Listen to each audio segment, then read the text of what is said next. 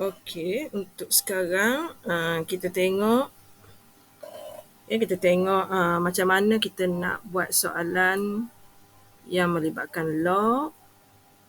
Kita ada kat sini PQ asas P.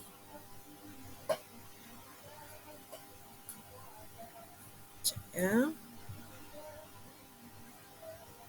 Okey, kita ada log PQ asas P bersamaan dengan A.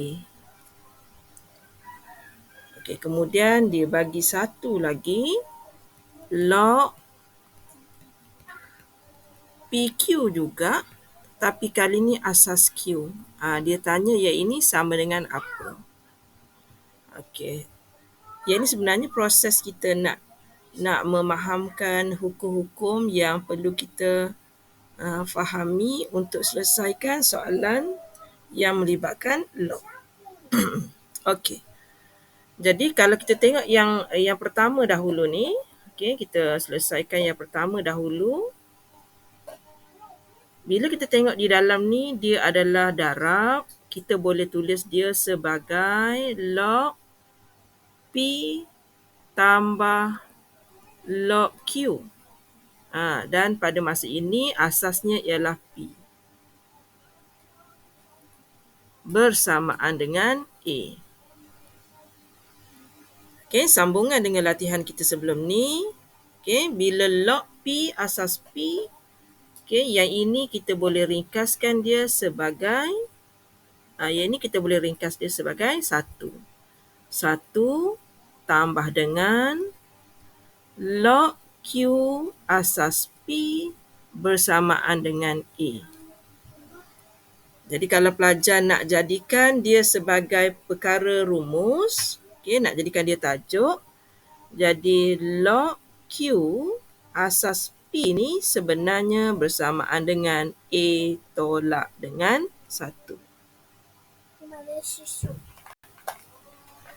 Okey.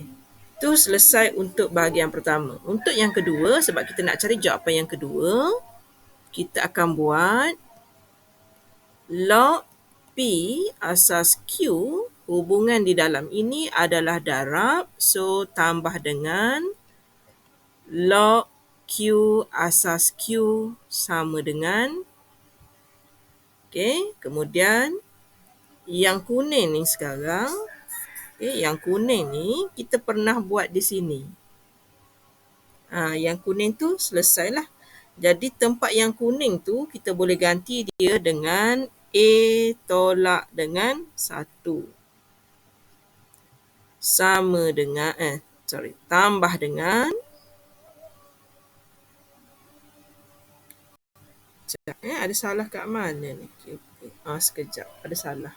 Padam dulu. Terbalik, saya terbalik tengok. Kita padam sekejap. Kita padam sekejap. Sebab dia tak sama. Okey, kemudian kita patah balik yang ini. Log Q asas Q. Yang ini adalah 1. Ini adalah 1. Kita agak keliru lah sebab hurufnya P dengan Q. Kalau dia guna huruf lain agak okey sikit lah. Sebab P dengan Q ni kita, kalau zaman kita kecil pun kita terbalik tulis. Okey, so kat sini kalau kita nak guna maklumat yang berwarna biru ni, okey, kalau kita nak guna maklumat warna biru ni, kita kena pastikan asas dia tu adalah asas P, tetapi asas kita sekarang adalah Q. Jadi kita kena buat pertukaran. So kalau kita buat pertukaran di situ, kita akan dapat per. Okey, kita akan dapat per. Yang di atas log P, yang di bawah adalah log Q, tambah dengan yang kuning tu dah jadi 1. Okey, asas apa yang kita nak guna? Kita terpaksa guna asas P untuk membolehkan kita ada maklumat. Okey, kemudian kalau awak tengok yang di atas ni, okey, yang di atas ni, saya cuba guna warna yang okey sedikit. Okey. So yang atas ni kalau kita guna hukum log dapat 1. So yang atas tu dapat 1 per dengan yang bawah tu yang ini. Log Q asas P adalah A tolak 1 dan kita kena tambah dengan 1. Kalau disuruh stop kat sini, kita stop lah. Kalau nak sambung lagi, kita boleh sambung lagi. Okey, katakan dalam pilihan jawapan tu tak ada. Kita boleh teruskan kerana 1 ni sebenarnya 1/1 dan kita boleh darab silang yang ini dahulu. Jadi awak akan dapat 1 tambah dengan, kemudian awak silangkan yang ini pula. Okey. So awak dapat A tolak 1 per dengan A tolak 1. Jadi yang di atas tu 1 dengan ni habis. So tinggal lagi yang di atas tu sebagai A per dengan A tolak 1. Itulah dia kehendak kepada soalan kita. Okey, yang ini. Dia nak tukar jadi sebutan A. So kita dah dapat jawapan kita semuanya dalam sebutan A di atas dan juga di bawah. Okey, cuba fahami macam mana cara Mama Z terang ni. Okey, dia melibatkan beberapa hukum log.